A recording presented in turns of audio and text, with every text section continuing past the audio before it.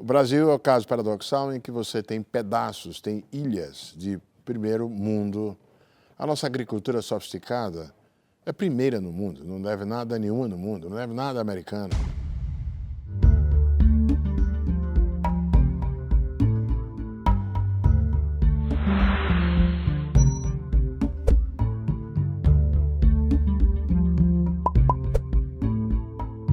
Olá, o Brasil entrevista agora o economista brasileiro Otaviano Canuto, que está há 13 anos nos Estados Unidos, com passagens pelo Fundo Monetário Internacional e atualmente ocupa o cargo de diretor executivo do Banco Mundial, onde também já atuou como vice-presidente. Antes, o professor Canuto teve passagem pelo governo brasileiro e é uma das figuras mais ativas no debate público sobre economia, tanto brasileira quanto mundial. Professor, boa tarde. Obrigada por estar aqui conosco hoje. Boa tarde, é um prazer. Eu queria começar conversando um pouco com o senhor sobre a conjuntura do Brasil, né, que ainda não é nada favorável. Nós estamos em segundo ano de uma recessão bastante severa, mas no início desse ano, particularmente no primeiro semestre, havia um diagnóstico de que a situação talvez começasse a melhorar. Alguns economistas previam que a economia ia pelo menos deixar de piorar no terceiro trimestre desse ano, de repente já ter algum crescimento, ainda que bastante modesto, nos últimos 3 meses de 2016, mas esse cenário não se mostrou verdadeiro, né? Os últimos dados de atividade ainda são bastante ruins e acho que não há sinal ainda de saída da recessão. Minha pergunta para o senhor é a seguinte: houve um excesso de otimismo ou, de fato, houve uma reversão no que parecia ser uma tendência de melhoria da economia? Eu creio que tem mais a ver com os desdobramentos da crise política do que qualquer outro motivo. Porque aquilo que o mercado anteviu, já no primeiro momento em que houve a mudança do governo, em que se anunciou uma nova política econômica, e esse anúncio foi tomado como crível, e de fato, desde então, a agenda de reformas tem sido perseguida, o governo também já apresentou a proposta de reforma previdenciária. Então, o que se imaginava era que aquilo que os mercados financeiros expressaram, que foi um ganho de confiança muito grande, uma queda nos juros de longo prazo, uma queda no prêmio de risco do país, se transmitiria aos gastos com investimentos corporativos. Essa transmissão está acontecendo mais lentamente do que se imaginava. Quero crer que tem a ver um pouco com as dúvidas do trânsito político. Tem também a ver com o fato de que a situação herdada de endividamento corporativo e de famílias ainda não enseja uma recuperação da demanda imediata, mas eu diria que é uma questão de tempo no caso. Eu quero crer que a recuperação ela vem um pouco mais lentamente, mas vem. E se não aconteceu no terceiro trimestre desse ano, ela certamente deve acontecer, e tem alguns indicadores antecedentes apontando para isso, a partir do início do ano que vem, ainda lentamente. Em termos sociais, no entanto, isso representa mais tempo de desemprego em alta, mais tempo de renda em queda. Qual é o risco disso para o tecido social do país? Olha, infelizmente, o que acontece no mercado de trabalho reflete com uma defasagem aquilo que acontece no mercado de bens e serviços. Tanto para cima como para baixo, o emprego reflete o estado da economia com uma certa defasagem. Assim como o desemprego começou a subir algum tempo depois que a economia já estava apresentando um ritmo negativo, esse ritmo negativo vem desde o final de 2014, agora a recuperação também tende a acontecer de maneira mais lenta. O que é importante é que essa recuperação seja sustentada, não seja com base em um ciclo à base de simplesmente aumento de crédito ou de um consumo que não seja insustentável. Mas é um fato, o desemprego tende a recuperar mais lentamente do que o resto. Isso aqui nos Estados Unidos, em qualquer economia do mercado. O senhor mencionou o crédito, né? Crédito, subsídios ao setor privado foram alguns dos focos da política econômica nos anos anteriores. Elas foram exageradas? O governo perdeu a mão nessas medidas e acabaram contribuindo para essa crise que a gente vive atualmente? Eu diria que elas foram utilizadas à exaustão. E uma dificuldade intrínseca a fazer política de crescimento com base no crédito é que ela funciona só uma vez. Ela funciona enquanto o patamar de endividamento está mudando. A partir do momento em que, quer seja por inovações, quer seja por boas políticas em outras áreas, o patamar de crédito numa economia suba, é ótimo enquanto a economia está mudando. Mas uma vez a economia alcance o outro patamar de crédito sustentável, aquilo cessa de ser uma fonte de estímulo adicional. No caso brasileiro, por exemplo, tem a experiência do próprio governo em meados do novo milênio, da primeira década do novo milênio, quando foram introduzidas inovações importantes, melhoras no sistema de garantias hipotecárias, a alienação fiduciária, e aquilo permitiu um aumento importante no grau de endividamento sustentável no Brasil, tanto de famílias quanto no crédito imobiliário. E foi ótimo enquanto durou. Agora, a partir do momento em que se alcançou aquele novo patamar, aquilo deixa de ser uma fonte de crescimento. Por isso que o crescimento simplesmente baseado no crédito, ele antecipa o consumo do futuro e ele não é uma fonte sustentável para além do curto prazo. Infelizmente, o governo de então tentou usar esse remédio muito além do limite, o que, evidentemente, cada vez que fazia, salvava o imediato, porque antecipava consumo do futuro via crédito, mas ao final do processo, agora o país está tendo que digerir um grau de endividamento das famílias cujos benefícios econômicos já ficaram para trás há bastante tempo. Vai ser difícil, então, sair da crise pela via do consumo privado, né? Qual é o investimento solução? Privado. Investimento. É o próprio investimento privado. É a confiança e a redução eventual que vai vir de juros,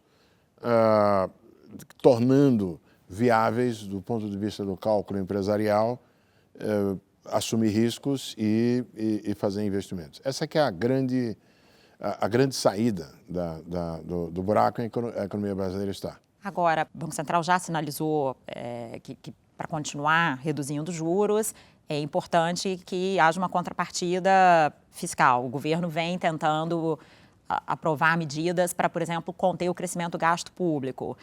Alguns críticos dizem que essa solução, num momento em que você está em recessão, pode acabar sendo pior, porque você pode deprimir ainda mais a atividade econômica. Esse é um diagnóstico equivocado? O que a experiência de outros países, como os europeus, que passaram por dilemas parecidos, né, recentemente, mostra? É equivocada essa análise porque, na verdade, o aperto fiscal contido na emenda da PEC do teto, na verdade, é a médio prazo, não é agora. Pelo fato de que a inflação está ainda se movendo para um patamar menor, em nível absoluto, em termos reais, o gasto público pode, inclusive, aumentar durante 2017, porque ele vai ser reajustado a uma taxa que é maior do que a inflação que deverá estar vigorando no ano que vem. Então, o teto começa a apertar em algum momento mais adiante. Segundo, no caso da Europa, se reconhece que a austeridade aplicada num contexto em que a região como um todo da zona do euro tinha capacidade fiscal para responder de maneira melhor, foi um erro de política. Quero relembrar, o economista-chefe do Fundo Monetário, por exemplo, escreveu um blog observando, e o que é verdade, o que ele observou, porque eu estava no board do fundo na época e participei dessa discussão, quando o Fundo Monetário disse que não participaria mais de pacotes adicionais para a Grécia na ausência de perdão de dívida, na ausência de algum tipo de alívio de dívida. E também, em documentos de autocrítica, o Fundo Monetário reconheceu que deveria, já no começo da atuação com a Grécia, ter brigado por uma reestruturação da dívida da Grécia logo no começo. Aquilo foi adiado, a Grécia acabou tendo que reestruturar sua dívida, não sem antes acumular uma dívida. Por que eu estou observando isso? Felizmente, o caso brasileiro não é um caso de estarmos à beira de renegociação de dívida. Muito pelo contrário, temos sido capazes de enfrentar uma crise fiscal sem aventar a hipótese de calote. Então, portanto, a comparação com a austeridade na Europa, uma região como um todo em que há espaço fiscal para políticas fiscais mais expansionistas, não pode ser trazida para o Brasil, que é um caso em que, pelo contrário, não há espaço fiscal para fazer política fiscal muito ousada para cima, como é o caso da Europa. Então, não devemos fazer essa comparação. O fato concreto é que o efeito de estímulo à saída da crise, da aprovação das reformas, é muito mais, não é por serem vigentes e pesadas agora no curto prazo, é pela sinalização de que, de fato, o país estará fora, eventualmente, de uma trajetória fiscal explosiva. E nada mais seguro disso do que uma emenda constitucional que proíbe o gasto de subir acima daquilo que é a inflação. Mostra o quão emergencial e crítica é a situação. Eu diria, não é quão emergencial e crítica, é que há uma garantia de que a trajetória fiscal vai deixar de ser explosiva.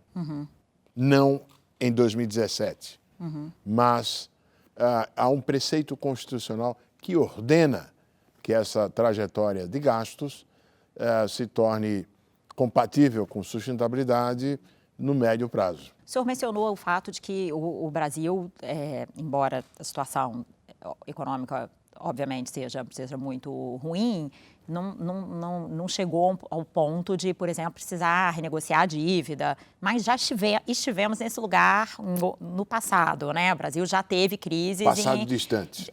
Isso significa que nos permite chegar a uma conclusão de que melhoramos estruturalmente nessas últimas décadas, a despeito da severidade da crise atual? A despeito da severidade da crise, eu acho que é importante diferenciar a natureza da crise atual, que na primeira instância parece e é uma crise fiscal, como um problema agudo, mas há um outro problema mais crônico, que é, em última instância, o problema que precisamos defrontar para o país voltar a crescer. Na verdade, a debilidade fiscal reflete a combinação entre, de um lado, uma aspiração, mais gasto público, por boas razões sociais, por motivos de resgate do legado histórico de exclusão do país, mas também porque vários privilégios foram mantidos, também porque, em determinado momento, o Estado brasileiro começou a fazer políticas de transferência de recursos via dívida pública para o setor privado e assim por diante. Mas essa volúpia fiscal, que levando o país a essa situação que eu gosto de chamar de obesidade fiscal, uma obesidade mórbida, ela não seria tão grave, um problema tão agudo, se o país estivesse aumentando sua produtividade a um ritmo maior do que aquele que foi o caso, que vem sendo o caso nas últimas décadas. É praticamente estagnada a produtividade, Isso, né? Exatamente.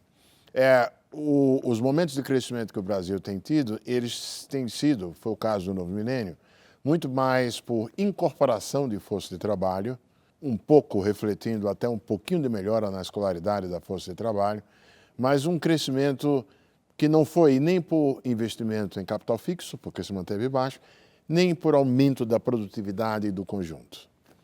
É esse problema que nós temos que enfrentar, porque senão o problema da obesidade fiscal fica difícil de tratar.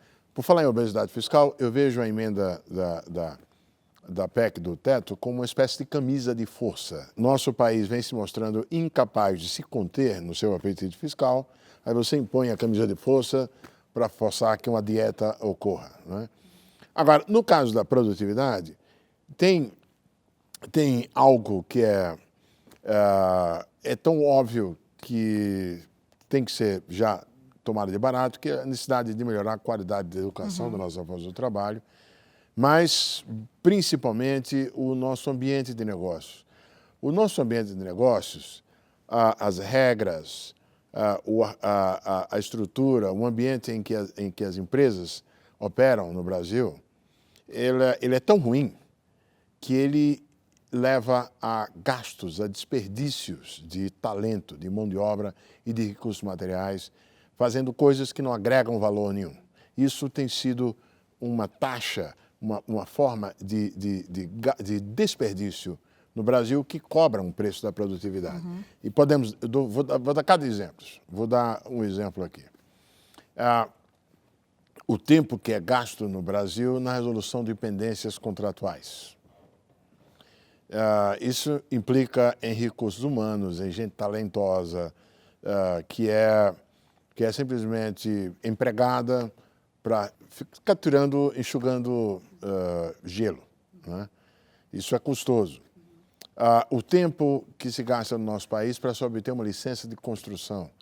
O tempo que se gasta no país na tarefa burocrática de pagar impostos. Não estou nem falando aqui do nível de imposto, estou falando na tarefa de cumprir com a obrigação tributária.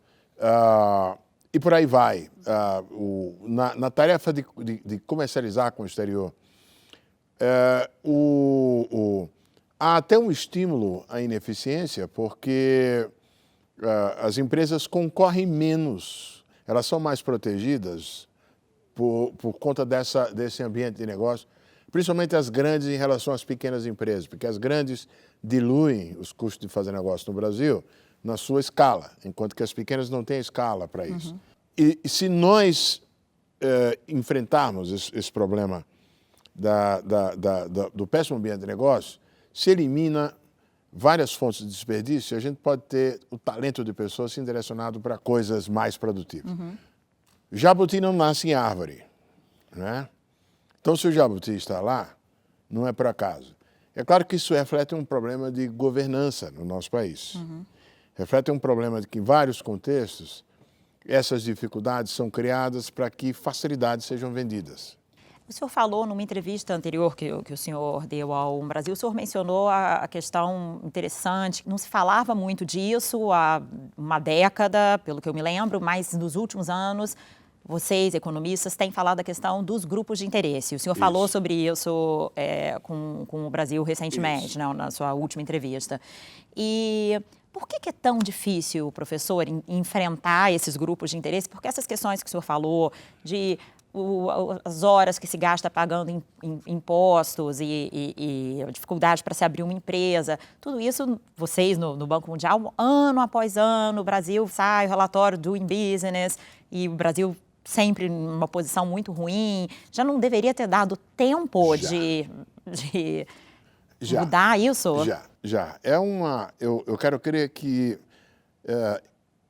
tem um problema de cálculo político, porque cada uma desses componentes do ambiente de negócio no Brasil e as correspondentes reformas necessárias, elas exigem o gasto de um certo capital político. E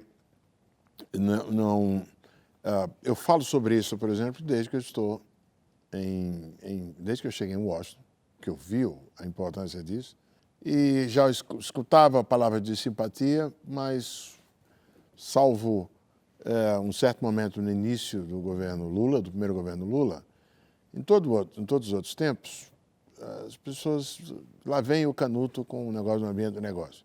Agora eu tenho. O ministro Meirelles tem repetidamente falado da importância dessa agenda. Porque tratar cada um desses temas envolve capital político. Introduzir, por exemplo, incentivos baseados no desempenho na área educacional te bota em conflito direto sindicatos com as estruturas de poder que não gostam dessa ideia de diferenciação individual. A mesma coisa, para que se tenha processos de compras públicas mais eficientes, para que se tenha mais transparência, você, evidentemente, conflita com as estruturas ocasionalmente presentes, corruptas, nas áreas correspondentes, porque não há coisa melhor contra a corrupção, ou pelo menos um componente importante, é botar luz, é transparência.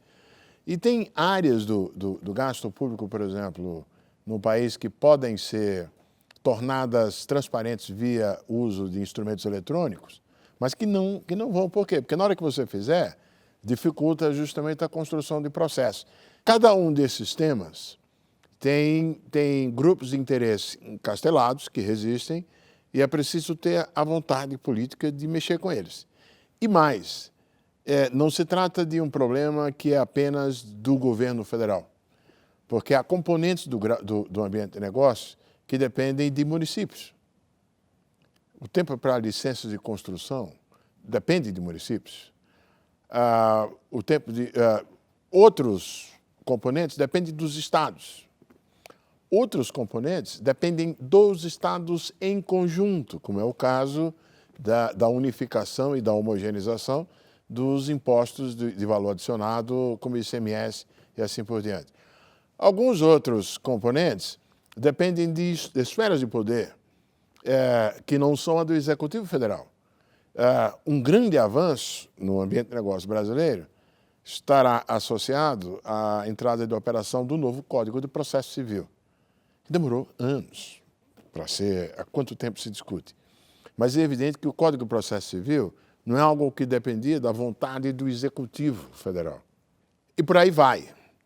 Eu acho que quanto mais nós alertarmos para o custo de se ter um ambiente de negócio ruim, e os próprios empresários têm que fazer a sua parte também nisso, acho impressionante como essa agenda nunca foi quente, inclusive, tão quente quanto deveria, a meu juízo, no próprio seio empresarial. Prefere apostar em pagar bem um diretor de relações institucionais para manter boas relações com o governo do que ir ao fulcro do problema, que é a estrutura de regulamentação em vigor.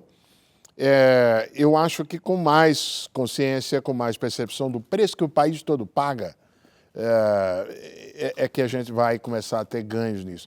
Aliás, o Brasil fez avanços do ano passado para cá.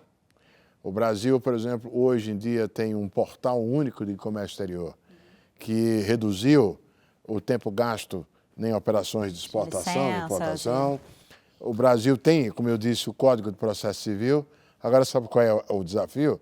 É que o resto do mundo está fazendo isso e mais. Vai ficando cada vez mais difícil quando você vai ficando para trás, o desafio de convergir para um patamar de renda maior? O senhor também foi um dos primeiros a falar da questão da armadilha e da renda média. A gente está preso nessa armadilha e vai ficando cada vez mais difícil sair dela? Olha, nós estamos presos numa armadilha da renda média e a verdade é que sequer fizemos a transição completa da renda baixa para a renda média. E explico. O Brasil é o caso paradoxal em que você tem pedaços, tem ilhas de primeiro mundo. A nossa agricultura sofisticada é primeira no mundo, não deve nada a nenhuma no mundo, não deve nada à americana. A Embraer, a Petrobras até recentemente, a questão é que tanto a agricultura como a Embraer, como Petrobras até recentemente, são as exceções que confirmam a regra. como nós não transitamos do modelo anterior inteiramente para um outro, com as empresas tendo a possibilidade de se abastecer onde precisam, onde querem, de modo a se tornar competitivas naquilo que elas fazem bem, como é o caso da Embraer, que é boa no design, na montagem de aviões, é o caso da agricultura, é o caso da Petrobras, quando ela podia se abastecer onde quisesse e pôde desenvolver uma capacidade na prospecção do petróleo em alto mar. Nós temos, para esse mundo moderno, nós temos ainda uma parcela enorme da população que está em atividades típicas de países de baixa renda. Nós sequer completamos bem a nossa transição para a renda média. Agora, para cima, existem fatores que dificultam e fatores que ajudam. Fatores que dificultam. Quando nós formos entrar na competição por essas áreas de alto valor agregado que caracterizam, que cresceram em todas as economias que pularam de renda média para renda alta, nós já vamos encontrar nesse processo aí mais concorrentes, mais competidores do que teria sido o caso algum tempo atrás. Nós vamos, em algumas áreas, começar agora a ter que se debater com China, além dos tradicionais países de renda alta que chegaram lá. Por outro lado, a vantagem do Brasil é que o Brasil não tem que reinventar a roda. Ele pode, a partir de inserções não de ponta em alguma dessas redes de cadeias de valor, pode adentrar nessas redes mais modernas e evoluindo pouco a pouco. Além disso, o Brasil pode e deve, a meu juízo, desenvolver cadeias globais de valor a partir da nossa riqueza de recursos naturais. Ser rico em recursos naturais não é igual a ser pobre de um ponto de vista de domínio de tecnologia e de geração de empregos qualificados. Aliás, a agricultura sofisticada brasileira, ela é tudo menos agricultura, exclusivamente. A soja brasileira que chega competitiva na China, ela tem embutida ali um conteúdo de serviços de alto valor, de tecnologia, de previsão de tempo, para não falar no resto da agricultura. Tem um conteúdo tecnológico embutido ali e o mesmo se aplica aos serviços de extração de petróleo e o mesmo se aplica a toda e qualquer atividade próxima de recursos naturais que o país pode desenvolver. Ou seja, isso não é antípoda ao país ascender, a gerar empregos qualificados.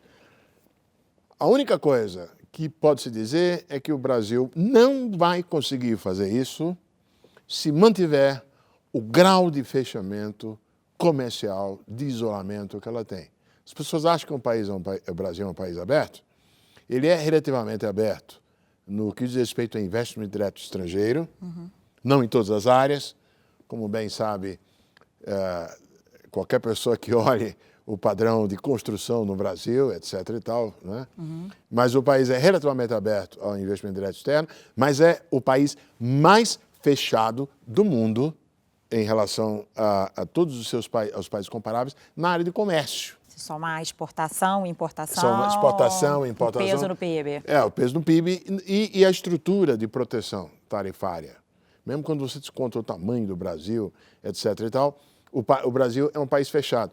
Ao ponto que a lógica do investimento direto externo que vem para o Brasil não é uma lógica de busca de eficiência no Brasil. Porque como o investimento vem para ocupar o mercado protegido, a preocupação com eficiência, com concorrer com os externos é menor.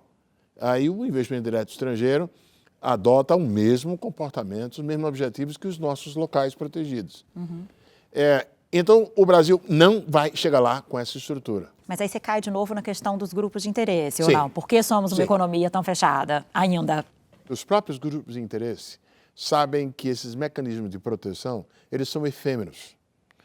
Eles duram por um tempo, eles servem para que eles maximizem a renda que vão tirar do que investiram no passado, mas eles próprios não reinvestem esse dinheiro nesses setores, porque eles sabem que no longo prazo várias dessas atividades não são viáveis.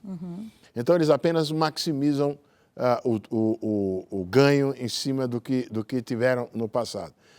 Ora, à medida em que o tempo de vida útil desses investimentos já está se aproximando, os mesmos agentes econômicos já começam a reconhecer que para sobreviver no futuro, enquanto empresas, eles vão ter que desenvolver, vão ter que se ajustar em cadeias de valor.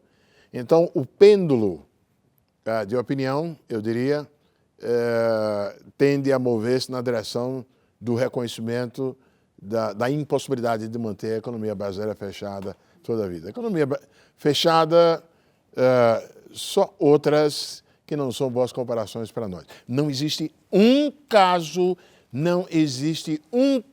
repito, de experiência histórica no mundo, no século XX, do século XX para o século XXI, de um país que tenha chegado lá, que tenha passado de nível médio para nível de renda alta, sem estar integrado comercialmente. Não existe. Para acabar de vez com essa resistência, às vezes, muito mais ideológica ou interessada contra o que é inevitável, que é o Brasil se engajar mais comercialmente com o resto do mundo de uma maneira mais plena do que o que nós temos assistido. O senhor vê uma mudança de mentalidade nesse sentido? Assim, onde a gente, e caso veja, onde é possível identificar isso? Eu vejo nas vozes de empresários brasileiros, empresários industriais brasileiros. Vejo no discursos, na pauta argumentada pelas instituições que representam interesses industriais brasileiros. Ainda não chegamos lá.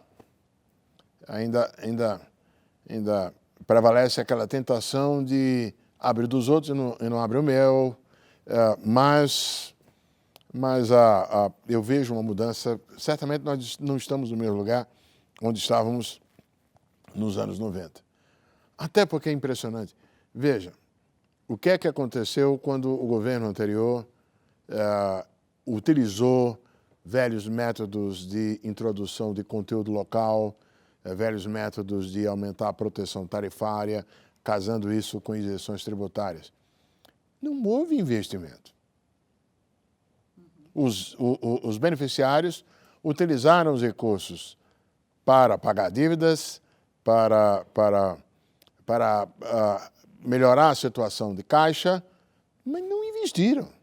E não investiram por quê? Porque eles sabem que nas condições vigentes, investir seria... Quem vai investir num projeto que sabe que vai dar prejuízo?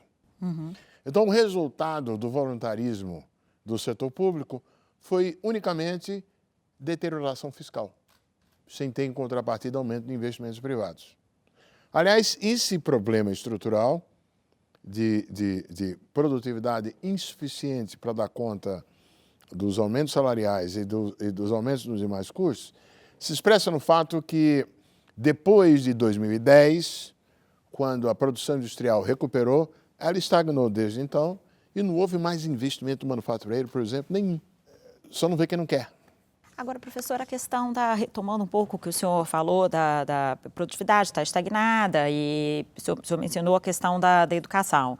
O senhor também tinha falado na entrevista anterior que o senhor deu ao Brasil, ressaltado o fato que a escolaridade média do brasileiro não é alta ainda, mas aumentou muito nas últimas décadas.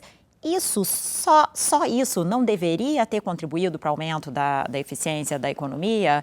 Mas deu na redução da pobreza. Por exemplo, os estudos feitos pelo Banco Mundial, que, aliás, foram muito bem em sintonia com aquilo que o governo anterior, que o Ministério do Desenvolvimento Social também formulava, mostra claramente como o fenômeno de redução da pobreza no Brasil, no novo milênio, refletiu parcialmente a simples mudança no grau de escolaridade.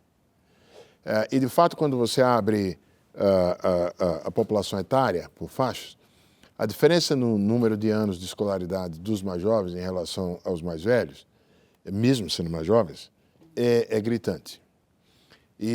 Aliás, o mérito disso não pode ser imputado a um governo, nem a um nem ao outro, mas sim a continuidade do gasto do investimento, da atenção para a área educacional, tanto no governo FHC quanto no governo Lula e no governo Dilma. Agora, não é suficiente isso só, até porque não foi acompanhado por melhora de qualidade e nem foi acompanhado pelos outros fatores que permitem a educação virar um fator de produtividade, num resultado em termos de produtividade. Mas é inegável que já houve benefício social com a simples melhora no nível de escolaridade. Porque o aumento da escolaridade leva as pessoas a terem uma renda maior, né? Salários mais altos, exatamente, basicamente. E serem mais empregáveis ali, acolá. Mas é interessante, né? Parece até paradoxal, mas aumenta a renda, ou seja, as empresas passam a ter gastos maiores com aquela mão de obra, mas se essa mão de obra não está fazendo a produção ficar mais eficiente... Érica, aí tem outra coisa, aí tem o ritmo de aumento dos salários, que não foi um reflexo necessariamente da melhora da escolaridade. O aumento do salário teve a ver com a escassez de mão de obra que começa a aparecer no Brasil. A mudança demográfica no Brasil aconteceu numa velocidade que ninguém antecipava também, salvo alguns demógrafos, talvez. E com uma política de reajuste de salários de base em cascata, que foi talvez funcional no início dela, quando criou um círculo virtuoso de aumento do consumo pelos assalariados, e aquilo impulsionou a economia de serviços e a economia como um todo, mas que claramente passou do ponto a partir de um determinado momento. Quando se instalaram as regras, por exemplo, de aumento de salário mínimo real todo ano, independentemente do que acontece, ali claramente os salários reais passam a crescer a um ritmo muito mais alto do que a produtividade. Mas não era por conta da escolaridade, ali foi por conta de políticas e de uma escassez no mercado de trabalho. Ali sim, o ritmo de aumento salarial muito acima da produtividade passou a ser um gargalo e um fator de sufoco, particularmente na indústria manufatureira. Enquanto os preços das commodities estavam subindo lá fora, isso não foi grave problema, por exemplo, para os setores com base em recursos naturais, porque eles simplesmente incorporaram salários crescentes e o preço lá fora e aqui dentro estava subindo, seus produtos puderam absorver isso sem grande dificuldade.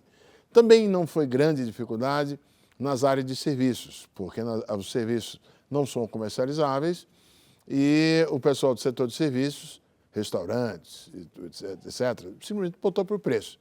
Por isso que, de repente, o nosso país ficou um país caro. Ficou caro você sair para comer, todo e qualquer serviço.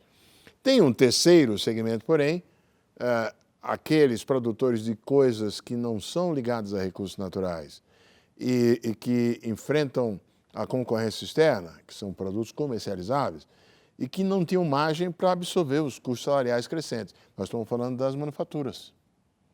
Então, a margem de lucro na manufatura desapareceu já a partir de 2008, 2009, 2010 em diante.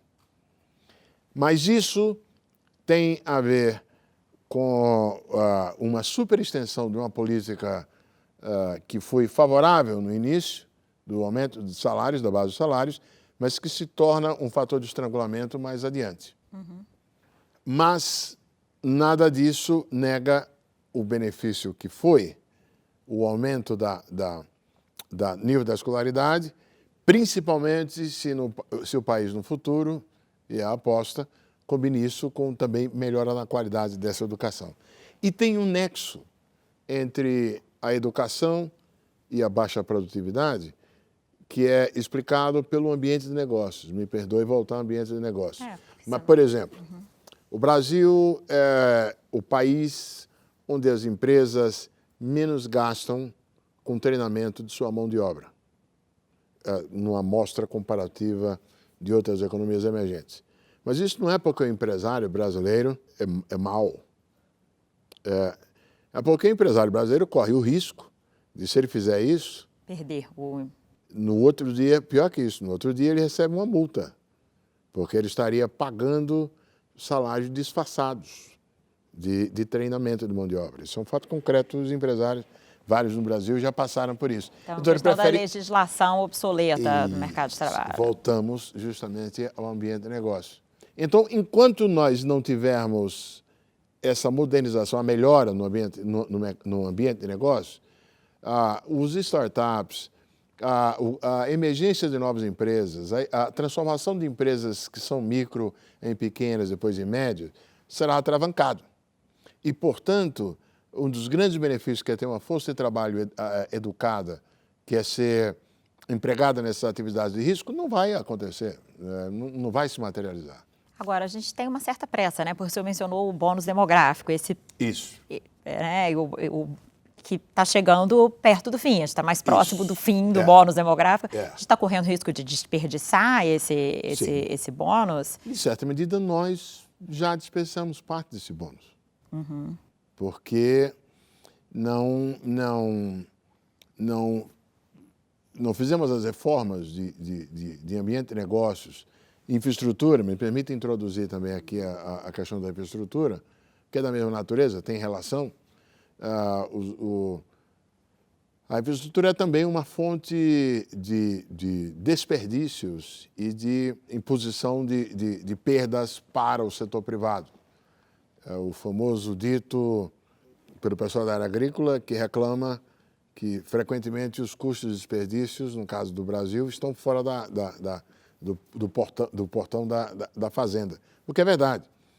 As estimativas do Banco Mundial são de que o Brasil precisa, cada ano, gastar pelo menos 3% do PIB em infraestrutura só para manter o que a gente tiver. Não gastamos isso, né? Não gastamos isso. 1,5%? Desde 2000, a média tem sido 2,5%.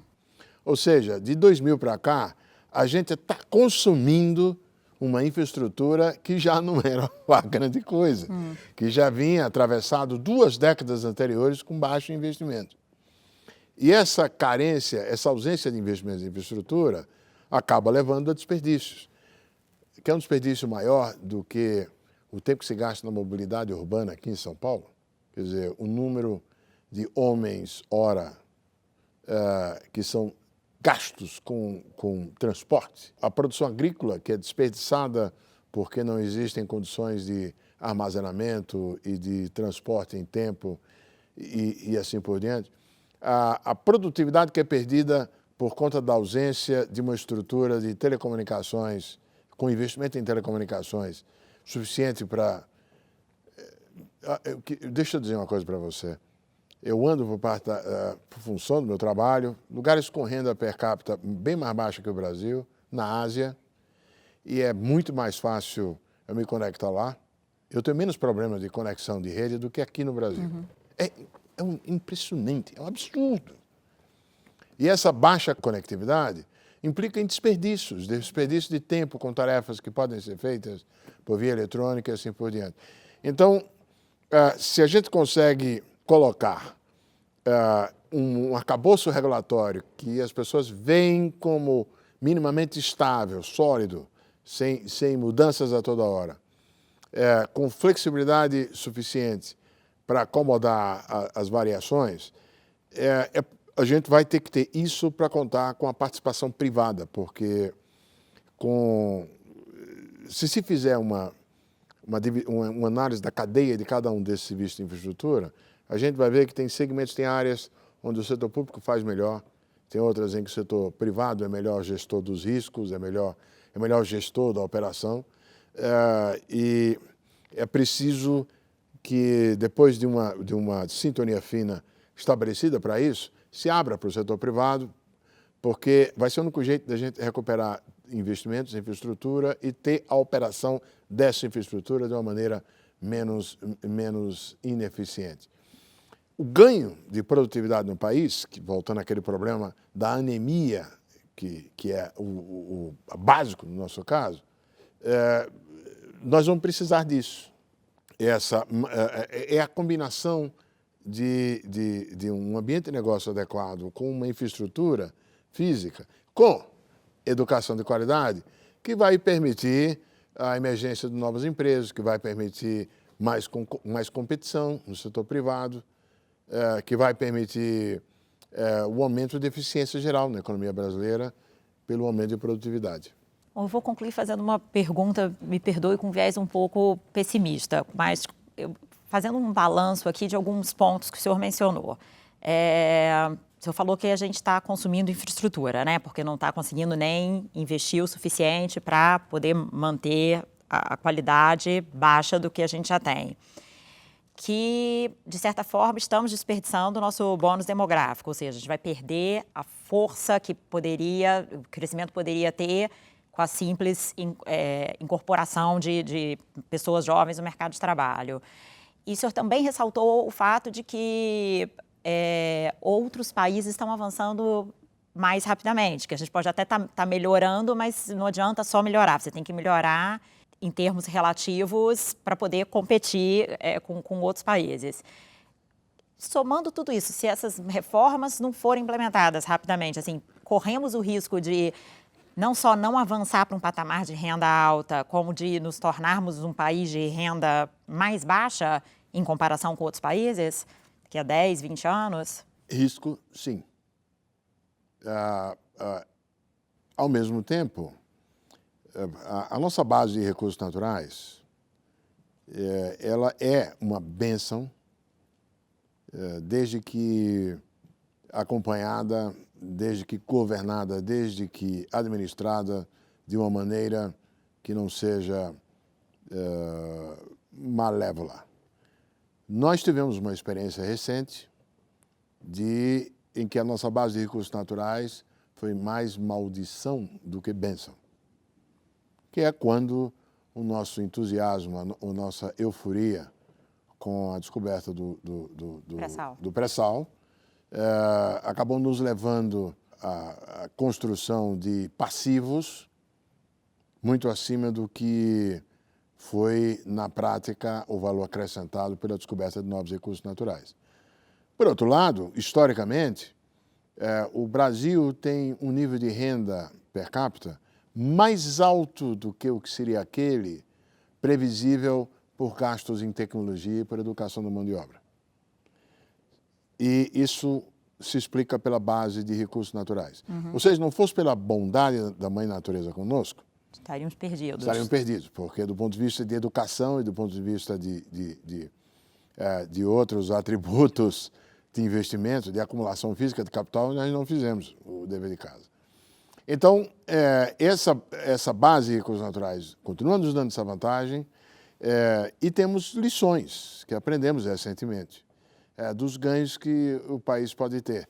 O fato de não termos completado várias tarefas da primeira transição nos dá esse colchão, essa guarda de ganhos agora no futuro próximo. E eu vou exemplificar pelo seguinte. A produtividade média no país, a produtividade do Brasil, sofre um custo enorme derivado da exclusão histórica de uma parcela grande da população. Enquanto uma parte do Brasil transitou, inclusive, como eu mencionei, algumas partes, algumas ilhas chegaram a níveis de renda alta, segmentos que poderiam sobreviver, inclusive em qualquer país avançado, um Brasil primeiro mundo, se quiser, a velha Bélgica. Ficou uma parcela enorme, brutal, da população em situação de miséria ou de pobreza. Se fica em pobreza e fica no círculo vicioso, os filhos dessa geração após geração, não são incorporáveis no mercado de trabalho. Eu quero crer, por exemplo, que a experiência recente de redução da pobreza, que não vai ser revertida, os próprios programas sociais como o Bolsa Família, que estão induzindo a uma melhora nos níveis de escolaridade dos filhos, dos receptores e das condições de saúde, eles vão dar o efeito transformativo do que aconteceu no Brasil no novo milênio, não vai ser sentido agora, ele vai ser sentido daqui a 10, 15 anos, quando essa geração chegar para valer no mercado de trabalho. Vai ter mais saúde, vai ter mais educação. E com isso, eles podem ser mais facilmente incorporados no mercado de trabalho, podem mais facilmente, se melhorarmos o ambiente de trabalho, se melhorarmos o ambiente de negócio, eles podem se engajar de uma maneira mais produtiva e a produtividade média do país sobe brutalmente. Nosso país paga um preço pela cegueira das nossas elites, historicamente, que nunca priorizaram educar a massa ignara. Ao contrário do que aconteceu em todos os casos de sucesso na transição para cima. Coreia, Japão, Singapura, agora a China está indo nesse caminho. Então, nós pagamos um preço hoje da péssima qualidade do tratamento que as nossas elites deram ao pessoal debaixo da pirâmide no passado. Isso mudou. O gênio saiu da garrafa e você não...